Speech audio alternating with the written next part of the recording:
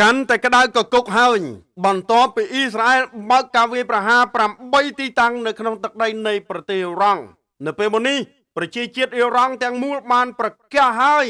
ថាពួកគេនឹងសងសឹកយ៉ាងចាស់ដៃជាទីបំផុតលើអ៊ីស្រាអែលនិងសហរដ្ឋអាមេរិកក្រោយការរងនៅការវាយប្រហារយ៉ាងចាស់ដៃទៅលើទីតាំងនុយក្លេអ៊ែរនិងយោធារបស់ខ្លួនអ៊ីរ៉ង់បានប្រកាសថា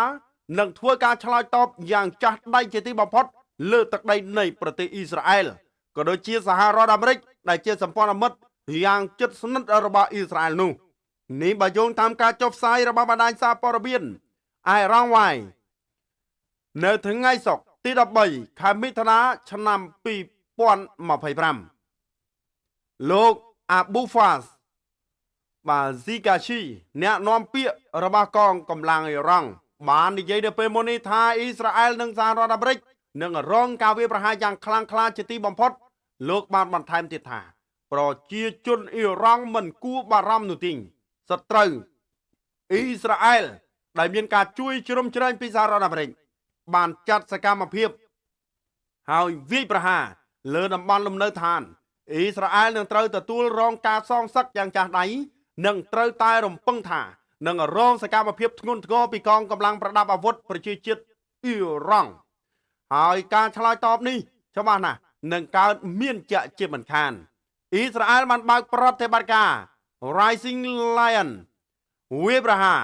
តាមដែនអាកាសលើប្រទេសអ៊ីរ៉ង់ហើយលោកនាយករដ្ឋមន្ត្រី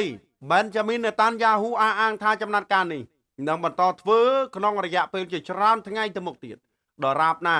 ឡើងមានការគំរាមកំហែងផ្នែកនុយក្លេអ៊ែរនិងយោធាពីទីក្រុងតេហឺរ៉ង់ប្រព័ន្ធផ្សព្វផ្សាយអ៊ីរ៉ង់បានបញ្ជាក់ការស្លាប់របស់មេបញ្ជាការច្បាំបដិវត្តអ៊ីស្លាមលោកហ៊ូស៊ីមហ្សាឡាមី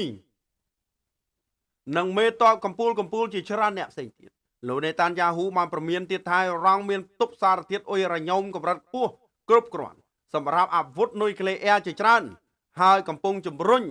សមត្ថភាពមីស៊ីលរបស់ខ្លួនក្នុងអត្រាគួរឲ្យព្រួយបារម្ភយ៉ាងណាទៅមិញសហរដ្ឋអាមេរិកដែលជាដៃគូដ៏ល្អរបស់អ៊ីស្រាអែលបានចេញមុខបញ្ជាក់ថាខ្លួនពុំមានការជាប់ពាក់ព័ន្ធទៅនឹងការវាយប្រហារមួយនេះនោះឡើយពលគឺសកម្មភាពនេះជាប្រតិបត្តិការឯកតោភាគីរបស់អ៊ីស្រាអែលប៉ុណ្ណោះរដ្ឋមន្ត្រីការបរទេសសហរដ្ឋអាមេរិកលោកម៉ាកូរ៉ូប៊ីអូបានប្រមានថាអ៊ីរ៉ង់មិនគួរកំណត់គោលដៅលើផលប្រយោជន៍ឬបុគ្គលិករបស់សហរដ្ឋអាមេរិកនៅឡើយបាទដូច្នេះពុកម៉ែបងប្អូនអ៊ីរ៉ង់ប្រកាសហើយថាគេនឹងបើកការវាយប្រហារបាទទៅលើបាទទឹកដីនៃប្រទេសអ៊ីស្រាអែលវិញដោយសារតែអ៊ីស្រាអែលគឺបានបើកការវាយប្រហារបាទទៅលើទឹកដីនៃប្រទេសអ៊ីរ៉ង់មុនអញ្ចឹងគឺគេសុំហើយបាទគេវាយវិញហើយអញ្ចឹងកុំបន្ទោសថាសុកមិនបានធ្វើអញ្ចឹងដោយសារតែបាទអ៊ីរ៉ង់រងការវាយប្រហារពីអ៊ីស្រាអែលបាទពីអ៊ីស្រាអែលដូច្នេះតកតងបាទតើនឹងព័ត៌មានក៏មានតែប៉ុណ្្នឹងដែរនឹងសូមជម្រាប